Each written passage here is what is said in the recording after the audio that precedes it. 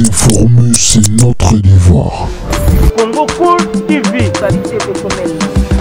Faut s'abonner massivement na Congo Cool TV. De Congo Cool TV. Merci, bonjour chers internautes. Nabi ke boza branché scotché na chaîne Abno Bongamingi Congo Cool TV parce que on dépêche Saka Makambu. Merci beaucoup pour s'abonner massivement à la chaîne Abno Congo Cool TV.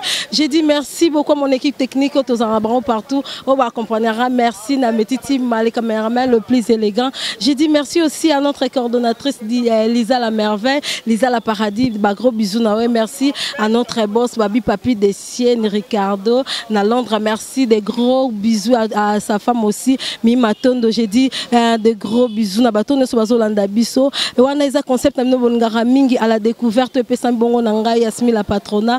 Babi Mokondi na bango. Et on tape ça information sur la découverte qui t'y place les plus pour la découvrir. Babiloko Boye Bité à la découverte qui t'y est l'avant des sans voix bateau bazara ya kobumba na bayo kan raté bisonde topé ça bakam topé ça totombo la mingongo na bango. Le lotoza na événement ndeko Eliezer toye na conférence de presse na bengisi biso to ebiteni na kolobela biso par rapport il y a 3 mois na asa libanda ya mboka zaki na mboka États-Unis wana na bino to ko découvrir ni kolobela biso restez branchés côté des gros bisous à 3 babi maman Luna et Kala na moi si ya pembe ba gros bisous.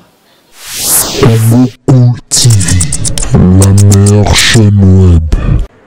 Ba Félix Antoine Tshisekedi Tshilombo to bunda na bango Moïse Katumbi aye kokota to bundi Muzito abunda te parce que amela gaz te yango bomoni tango balobaki makambu yake to lingi to marché le 30 ba communiquer bino ba journaliste pe bo rappela ba communiquer que Muzito ya kozala na ngaba to bona ba se retrouver ba kutu na Pascal OK kuna yakana no mela oyo kanenge to ka kantunga boya nanu bomela et yango nazo regretter tilelo vient nga Martin Fayulu akokaki ko continuer na kosala opposition te ya komela gaz amela ngo trop alinga chatikela ba vieux Adolphe Muzito banani mususu wana mais la paix ya bangoti ozomona et quelque part là ezana parenthèse na fongola kite na tango na lobeli makamwa politique botika na fongola ngomamo mena silisa mais tango bazo pesa biso 3 bourgmestre sur 24 et bino bozo beta maboko bazo sakana na biso ti biso to komi lokola to salela ki FCC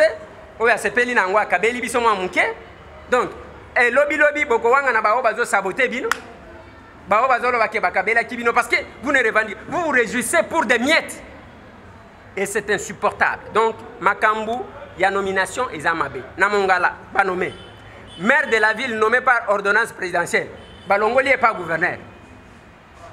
Est-ce que tu dois comprendre na lomami kuna gouverneur na so pepere de soginani il est pas nommé. C'est quand même insupportable parce que la loi ne leur autorise pas. Et moi, je vais demander au chef de l'État, que le chef de l'État, il y a Liboso Nengozo Tinda Batouana, 23 oya cash, yona mwana mboka Vital Kamerhe. Botinda ba combattant ils a soirée de galaté. Ils ande na bitumba batu bazana mutu, batu bayebi ko débattre, batu bayebi loi, batu bayebi mboka. Parce que ba décision nyon ce chef de l'État cause en concertation na premier ministre. Premier ministre il faut qu'il ne koyoka na conseil des ministres. Il faut qu'il y ait un conseil des ministres wana ba yoka ba idée. Ce qui est cause à la complaisance, Tokota la bino 2023 yango ezoya biso tozana problème te et nde place wana pe nazolo baba jeune botika makambo ya komilela tokozala lokola ba mama na biso saka parité te ce qui obundi oko se retrouver kaka ce qui ba yebi ke mwasi wana zaka mayelo oko se retrouver kaka oko bondela mutu te c'est la même chose na ba jeune botika biso ba jeune mais yo jeune ozola kisanini yo jeune yo wana aussi pantalon yo lataka si le lo lataka pantalon na yo na ba musicien bazo yebate ozandengwana mais il faut ba jeune ba se retrouver non na mboka oyo nzamba sala makambu RDC nzamba linyango abimisi président ya Liboso Mukolo ya mibale Mobutu mwana muke ya misatu mzee Mukolo ya mine Joseph Kabila mwana 29 ans et puis au 5e ndabimisi muto ya katikati entre bakolo na bana siko bozolela nini bino bana mibale bozwa siko mibale wana bozwa bino nde bojera siko malamu koleka batu nyos. Je pense que les têtes doivent fonctionner. Nalingi nasukisa je pense wana. Je voudrais ici au nom de l'honorable Eliezer Tambwe prendre la parole en ma qualité de son avocat conseil.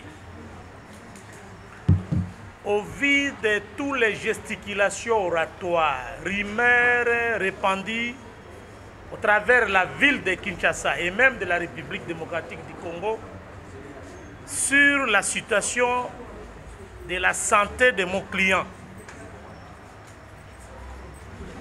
je voudrais ici, sur son autorisation personnelle, vous dire l'essentiel. Nous confirmons ici que l'honorable Eliezer Tambwe Mwana Baye a été bel et bien victime d'empoisonnement. Comme cela se confirme par ce volumineux rapport de son médecin. Je crois que c'est l'essentiel de tout ce que je peux vous dire. Vous avez maintenant la version officielle. Je vous remercie. Merci beaucoup. La première question de Junior, c'est à l'Assemblée provinciale de s'assumer, parce que le gouverneur de province dépend du gouvernement provincial, de l'Assemblée provinciale qu'il a investi. Donc c'est au gouvernement, c'est maintenant que nous allons voir la capacité de... Il s'appelle comment?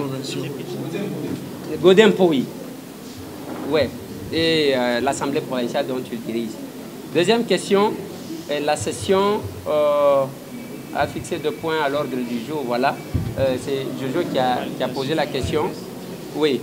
Cette question en rapport avec la session extraordinaire, comme vous savez, on convoque la session extraordinaire par une matière bien déterminée.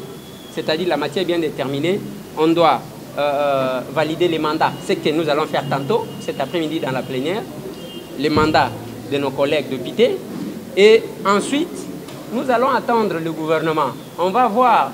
Mais le danger, c'est lequel? Les fruits pourris sont plus nombreux que les bons fruits là-bas. Parce que là, à admettre ou pas, ils applaudissent seulement. Donc, ils se comportent comme ça. Nous allons voir quel est le programme que M. Ilunga va nous amener, si nous pouvons l'investir ou pas. Est-ce qu'au moins pour une fois dans l'histoire, nous allons faire quelque chose en tant que député? Bon, je le souhaite que nous puissions le faire. Mais vous devez retenir, Jojo, que là, nous avons des chiens de chasse qu'on nous a envoyés. Je peux ouvrir une parenthèse, ça m'engage moi. Je vois un monsieur qui s'est amené avec ces 2 femmes là-bas. Ils sont devenus, je ne sais pas par quelle magie, tous députés. Maintenant, ils considèrent toute l'Assemblée, tous les députés là comme ses femmes. Donc, il fait ce qu'il veut. Il se comporte comme ça parce qu'il est du FCC. Mais je sais qu'il a aujourd'hui l'épine. Il a aujourd'hui l'épine. Donc, c'est vraiment ça que nous attendons. On va voir. Vous allez suivre le débat. Ce peuple congolais de se prendre en charge. La chance que nous avons, ou la chance qu'a Félix aujourd'hui, à la différence des autres, la pression vient de dehors. Si on fait des bêtises là-bas, cette population ici va sortir. C'est ça la différence. Parce que vous faites les bêtises, d'accord, vous avez votre fameuse majorité, d'accord, mais il y a la plus forte et la plus grande majorité dehors. Vous faites des bêtises, ils viennent vous envahir, vous allez fuir. Vous avez vu ce qu'on dit en Lingala, oui, il y a une possibilité que ce peuple-là puisse se prendre en charge pour défendre un fils que sa volonté. Il y a encore... En français, c'est... Awa, ozaltiko lelo zolo belayi de peso zolo ka poste na diaspora ezana ba kulutu na bino. Ba kulutu o ya bino we. Balo baka ke ndeko Eliezer azaka te ba kulutu na nengo lobiti. Ndeko Eliezer azaka mutu aner. Miyo zana kisasa. Kaleve pe lelo azali susu mokonzi aner. Oyebi avantage lokutata soki o melisi ngo batu nyonso eko yebana kaka. Les lois de service et de sécurité, ils ont un beaucoup ya Félix Antoine Tshilombo Tshisekedi. Oyo azalaki na ner ayebiye. Et mwana mboka Kalev Mutombo azawana bao bazaki ba agent double o babenga. Les lois ba yebani ba ko yebana. Mais ce Tambwe eloko elobisaka batu wana ezani. Omoni batu babotama baza penza mibalité. Babanga kabibanga bang. Donc ozomona moninga azosala eloko moko boya kosala te. Alobi oyo akosala ngo pamba te. Oyo faut azala ka mutu na bango. Otangi Maman Olive. Oui, j'ai accompagné Maman Olive, je crois, dans 2 voyages. Premier voyage, na accompagné qui était Bakendaka Lubumbashi, Sylvie Bongonde, ne konanga ya mwasi. Abenga kangai. Na rejoindre de Tosala, première conférence de presse. Mituna na tuna maman Olive. Et tikala historique, ti lelo. Nani mutu akotuna? Nani mutu akotuna? Mituna wana na tuna ye, soki ezalaka mutu mususu, na bite. Batu bakendaki mema akokutana na Moïse Katumbi. Kobanga kotuna mituna. Ah, bino ba journaliste, besoin tuna bato ala muka te ka koyemba jalelo parce que vous avez besoin de la sympathie. Depuis basali remise et reprise, passation de flambeau entre Moïse na Bemba. Qu'est-ce qui fait que Jean-Pierre Bemba zolo bate? Boko tuna te. Voilà des questions. Moi je pense que un bon journaliste c'est celui qui réfléchit. Si lelo mutuna yambate, on a zele kati. Oh, dommage que bo pekisinga na zala journaliste, mais papa mo lire azo présenter. Bon, naibi, mais bazo kanganga kati mo beko pe pekisite. Mais quand batunde ba pekisinga mutu moko atikala na mboka oyo nana yamba te kombo na ye Joseph Kabila na batutu oyo ya minene boyi Joseph Kabila wana nde nazalaki kozela ke nakokanga ye meme na nzela natuna ye mutuna mais natuna te mais tangu nakei na voyager en tant que journaliste natuni mituna tangu natuna kaye ke est-ce que mobali na yo à travers ma question, Kabila azaka musulman te. Vous avez dit qu'il était musulman. Natuna. Est-ce qu'il a respecté la constitution? Natuna est la historique. Donc, il va habité. Koluka Post. En 2011, après l'élection en 2011, si tu as un moutou moko à clandestinité pour la Tshisekedi. Ngamoko. Na mwana mobali ya miboma na boma. Na boma oya mi boma ka pona Tshisekedi ozomona donc ezana histoire okoti koboya te ezandengwana. Moi je ne fais pas un clin d'œil à l'UDPS, même oyo ngana zoloba na yoki olobeli makambo yake bon banome président lobité yo sigonde olinyo lobela makambo ya ba bourgmestre. Mais attendez, donc tokosenga ya ona zoloba, il ne faut pas que le chef de l'État Félix Antoine Tshisekedi Tshilombo abe la maladie à Kabila. Chaque jour qu'il n'a pas de bons collaborateurs, c'est le moment qu'il puisse choisir des bons collaborateurs. Donc pour que Batouba réagisse, il faut qu'il y ait mon co. Donc à Kewana, je pense que c'est quand même trop lui demander. Les chefs de l'État, Azana Oya Kotiko Sala, Bisope, Lozana Oya Kotiko Sala, ba collaborateur naye, ba Oya Noma, ba Oya Zotambolana Mitro, Zomona Kakaboy, président de la République, ba Zosala ba dégâts même, ah. Ba o basi ba sombi bandako aw ba o basi ba futi ba nyongo aw na lobi boy ba o basi ba sombi bandako ba o basi ba futi ba nyongo o ba tondi kuna ba komi pe ba prêtre biso to kende kufuka maka kuna. Est-ce que zo mona to komi wapi magazine oyo accompagner bango na ba Edi TV oyo accompagner bango ba caméra ebeleza leo yango muto zaji ko accompagner idebe bozo mona ba ona présidence ba mercenaire ba tieli biso kuna na lobini ba mercenaires de bazakun. Ce sont des mercenaires. Si quoi tango bazo mona bato ba yebi vérité yango zo mona communication ko pe ezotambola te.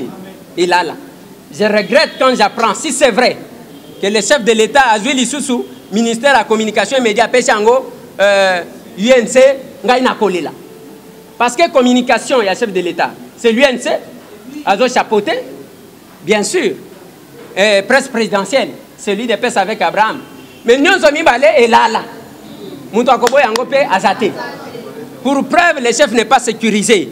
Chef etikali un jour, c'est la biso. Photo, il y a chef à qui toilette. Parce que le reste, chef même ceux qui a kwanzi awa, photo dans les réseaux sociaux.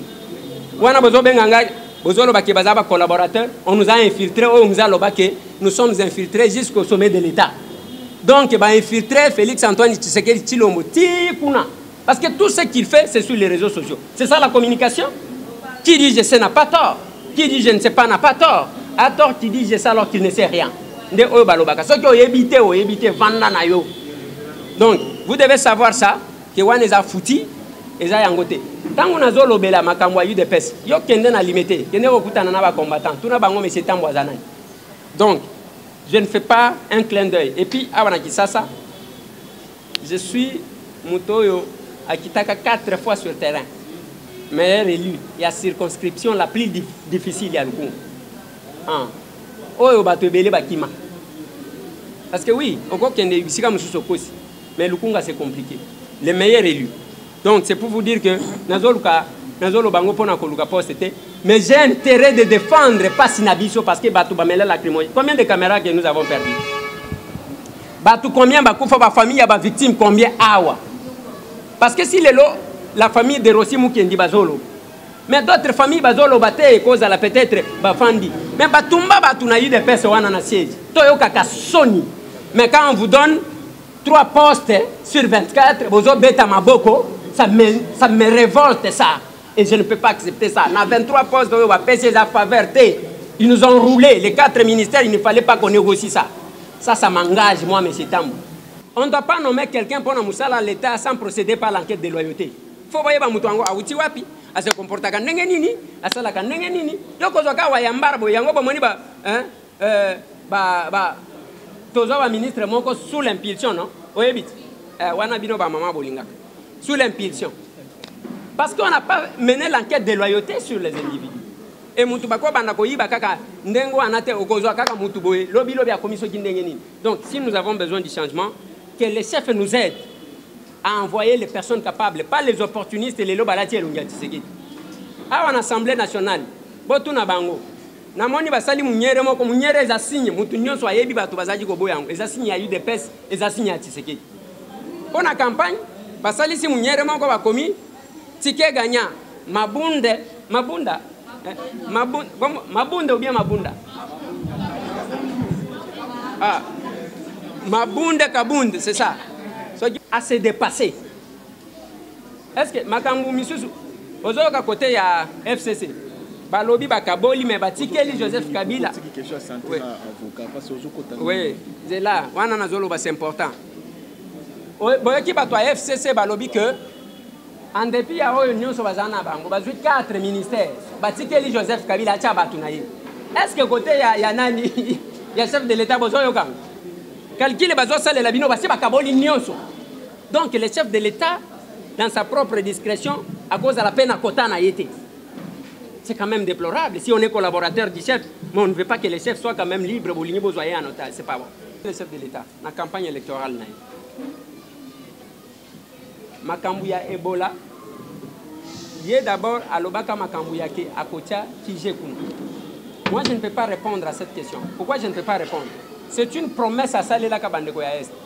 Mais le chef de l'État, il a un collaborateur naïe. On a un député. Je ne suis pas de la présidence. Il ne faut pas battre la confusion. Naza pe master ya chef de l'État. D'abord, chef de l'État, il a un master. Ce qui a un master, master naïe, bamususu. Ngai tambwe, naza ni de la présidence ni master ya chef de l'État. Chef de l'État, aza moninga nangate, aza chef de l'État. Même pour mon naïe. Il faut na sala ba gymnastique le kola ba tunyon so tango tozolo ba aw so ki azaka master nanga so ki nazalaka so ki de la présidence ndenge nini magazine to komi wapi na de boulonnage ba okaki kozala la présidence accrédité te toza kuna te donc biso toza kaka ba mbolo neye boza boy mais monsieur Tambo c'est un simple député qui a envoyé au gouvernement. Ce sont je parle bien des personnes compétentes. Les personnes compétentes, c'est que ça soit au sein de l'IDPS. Oui, bien sûr. Au sein de l'IDPS, il y a des compétences. Autant aussi au sein du FCC. Il y a quand même de nouvelles valeurs, des valeurs équilibrées. Bien sûr, c'est une famille pourrie, mais quand même, il y a ceux qui font l'exception. On peut prendre ces gens-là, les envoyer pour le bien du Congo. Et du côté de l'UDPS, c'est la même chose. Si aujourd'hui, vous avez entendu que j'insistais sur les dossiers de Bourgoumèche, donc il y a beaucoup de combattants là-bas, des parlementaires debout. Mais si on nommait par exemple 15 de l'UDPS et 9 du FCC, ça va nous aider, nous allons changer des choses. Donc c'est un peu ça. Donc il faut les hommes de valeur, mener une enquête, les personnes compétentes, capables de bien gérer. Deuxième question, les alaki. Na place à chef de l'État, ce qui est à la Kangaï, na lingana banda kokoti sabatu. Ngai posa na ngai. Ezalaki ke ba petit tout oyo ba Kangaï ba kuluna, o ba zotondi sakuna. To bimisi bango ba ke ko kata bilanga. To bandi ko kanga ba responsable. Au sali boy ba kangi o ba tie yo kuna. Mais chef de l'État zana difficulté. Même ba service ba zo sunga yete, même ba collaborateur na ba zo sunga yete. Parce que zana ba problème mususu il faut ba service ba résoudre. Ba résoudre. Ce qui peut-être muto ayeka ka l'occasion de rien. raconte n'importe quoi et fait n'importe quoi. Quelqu'un prend les décisions à la place du chef de l'État. Il faut que le chef de l'État soit il fallait que le service va interpeller la ministre, je pense que ça peut aussi se faire. À la place du chef de l'État, je pouvais mettre les gens capables de m'aider dans ce sens-là. Oui, au moins, il y a autant de choses. Dans le bâtiment, il y a une comédie à monde. Parce que dans l'habité, il y a des bakoya. Ba mususu bakoya lelo kozalande simba mukolo simba mwana. C'est entretenu à dessein. Est-ce que tu trouves normal même ndenge dozoloba tant que zomona nazo condamné bandeko mususu ya eu de peste ndenge bazo saler l'analyse. Vous pensez qu'en réalité majorité au FC ça bimina bango bako bima majoritaire. Ba tout ça alonga oyo bakokaki ko vanda. Non, c'est faux. C'est la tricherie. Et bimi sur base de la tricherie, nous acceptons comme ça. Donc, comme conséquence, comme il n'y a pas de crime parfait, il y a un autre monde à revivre. Insécurité à bas Congolais, c'est là qu'il faut avoir l'État. L'État. Non. Je parle l'État responsable. L'État responsable, pourquoi? Parce que le gouvernement, on a pas ça là. Aux hommes en français, juste un Français a un problème.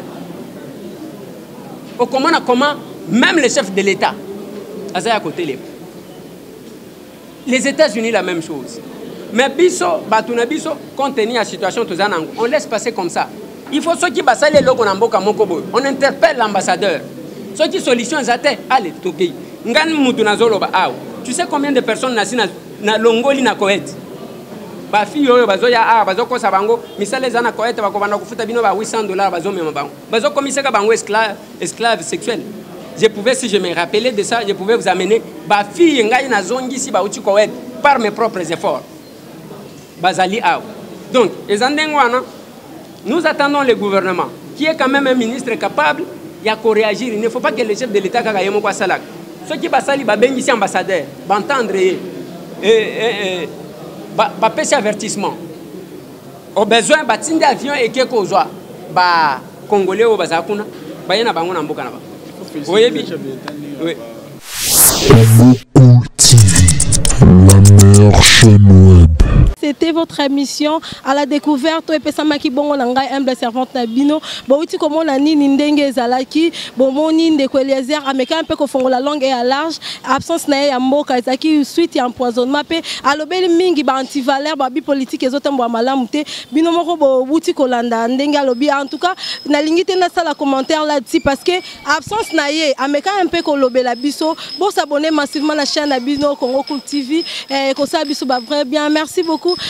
Nazo un clin d'œil na groupe Nangai na Lingara Mingi. Ma famille, ma vie, bientôt la sortie officielle Babi le 1er novembre. Oh là là, j'ai dit merci beaucoup na Batnia sur Lingara Bisso, merci na Chief Nangai 17, merci à Ali Diogo, merci à Chacha Charité Babi X Cinéma de Makambo, merci à Damal Maekala, merci aussi à Lisa c'est la vie la reine de gauche na Suède Babi la reine de gauche à Zalaneka Moko, merci na boss Nanga Papi Destien Ricardo, bon s'abonner massivement et ça va vraiment bien pour information sur d'ici là restez branchés na chaîne Nabino na chaîne Nabino Mingi Congo Cool TV tokutani na prochain numéro merci beaucoup.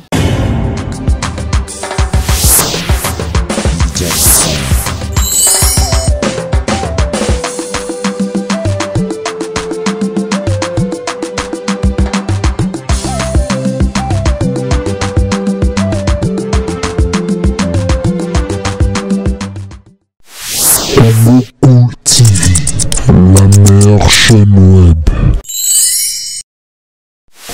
Congo Cool TV, vous informer c'est notre devoir.